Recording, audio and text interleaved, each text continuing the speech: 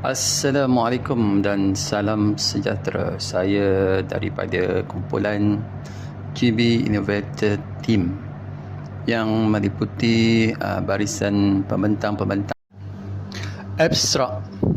GB Leadbot ialah inovasi chatbot berasaskan kecerdasan buatan yang dibangunkan khusus untuk menyokong kepimpinan dan pengurusan pendidikan di peringkat sekolah. Chatbot ini berfungsi sebagai penasihat digital kepada guru besar dan barisan pentadbir. Apa itu GB Leadbot? GB Leadbot ialah inovasi chatbot berasaskan kecerdasan buatan AI yang dibangunkan khusus untuk menyokong kepimpinan dan pengurusan pendidikan di sekolah. Bab kedua, penyataan masalah. Inovasi ini dibangunkan bertitik tolak daripada 5 isu kritikal yang membelenggu kepimpinan sekolah. Pertama, keputusan pentadbiran tanpa sandaran data poor decision making. Ramai pemimpin sekolah terpaksa membuat keputusan berdasarkan institusi atau firasat semata-mata kerana ketiadaan akses pantas kepada data analitik. Kajian menunjukkan keputusan tanpa bukti kukuh meningkatkan risiko kegagalan program sekolah sehingga 40%. Membangunkan mekanisme penasihat digital, menyediakan platform AI yang mampu mensimulasikan pemikiran pakar pimpinan untuk membimbing guru besar, automasikan analisis risiko, menjana profil risiko dan cadangan mitigasi secara automatik bagi setiap isu pengurusan yang diutarakan. 4.0 Metodologi pembangunan GB Leadbot mengguna pakai kerangka penyelidikan reka bentuk dan pembangunan atau DDR oleh Ritchie dan Klein 2007 yang merangkumi 3 fasa utama secara berperingkat. Aliran kerja sistem, workflow, proses interaksi GB Leadbot direka untuk menjadi intuitif namun komprehensif.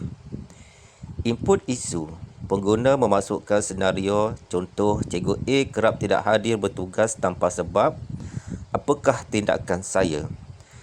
Analisis konteks, AI mengimbas pengkalan data untuk peraturan tata tertib dan pengkeliling ketidakhadiran. Pengesanan risiko, menggariskan risiko perundangan jika prosedur salah. Contoh, risiko digugat di mahkamah. Ciri-ciri dan fungsi khas chatbot, arahan spesifik dan berfokus dinyatakan dalam arahan chatbot aturan. Chatbot diaturkan untuk menerima arahan mengikut spesifikasi panduan interaksi.